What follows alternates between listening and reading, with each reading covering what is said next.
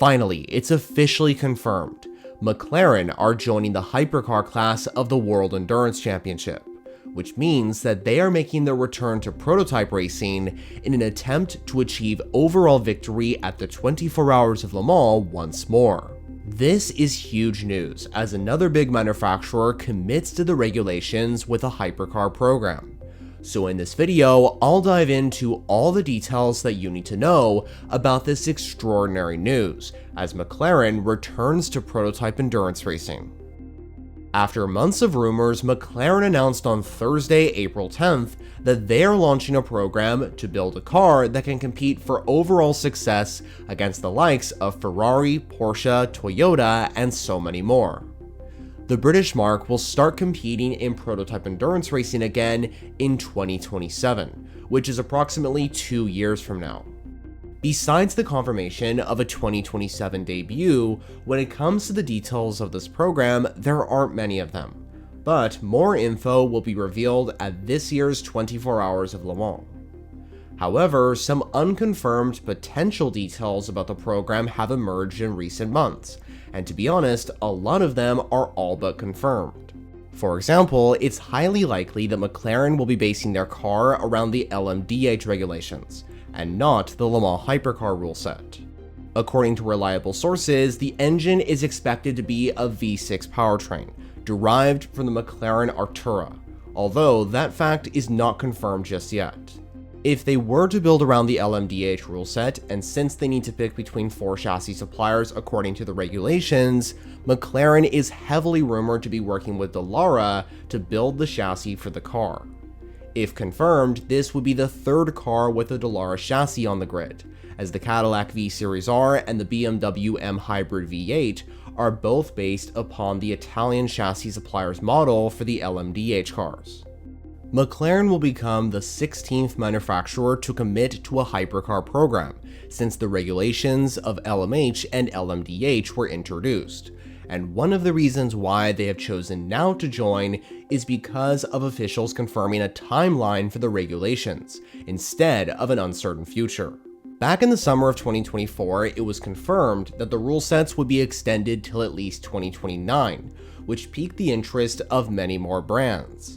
Since then, Genesis, Ford, and now McLaren have all confirmed Hypercar programs, with Hyundai's luxury and performance company Genesis debuting their new GMR 001 next year in 2026, while newcomers Ford and now McLaren will join a year later in 2027.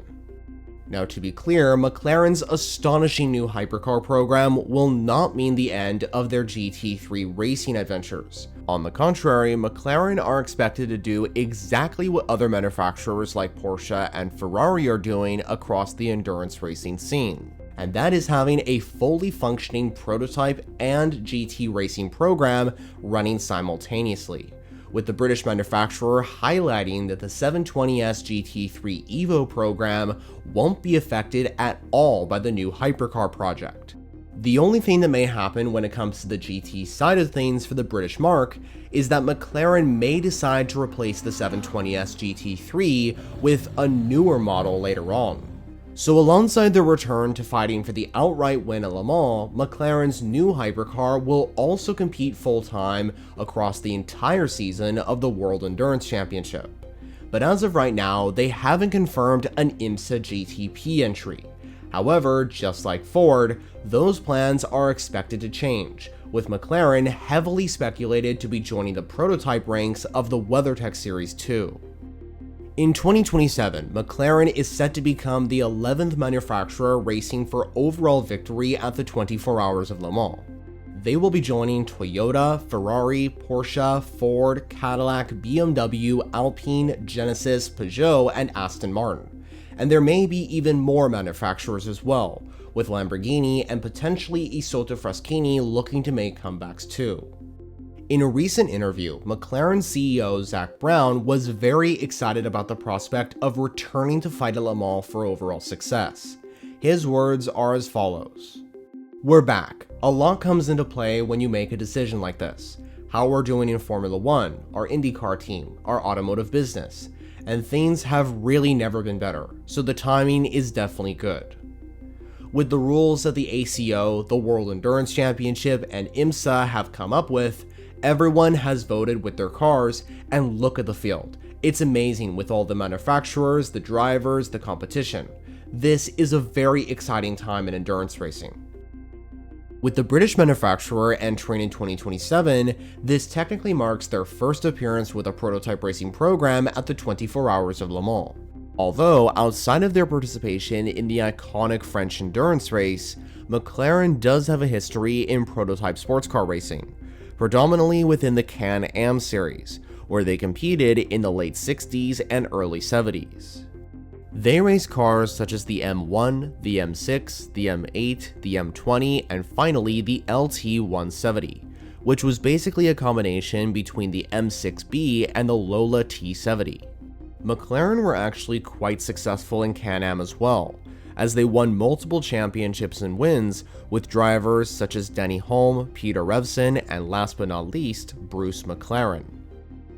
Of course, when it comes to this manufacturer's participation at the 24 Hours of Le Mans, McLaren is most famous for their win of the historic French endurance race in 1995 with the iconic F1 GTR. The number 59 Kakusai Kaihatsu Racing entry beat the prototypes with one of the most unexpected wins in the history of this event, with drivers JJ Leto, Yannick Dalmas, and Masanori Sakaya taking the victory at Le Mans for McLaren. To this day, the British manufacturer is the only constructor in the world that has won the Triple Crown of Motorsports, as they won the 24 Hours of Le Mans, the F1 Monaco Grand Prix, and the Indianapolis 500.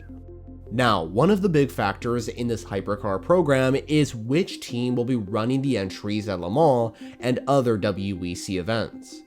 Well, I'm pretty confident in saying that the team will be United Autosports.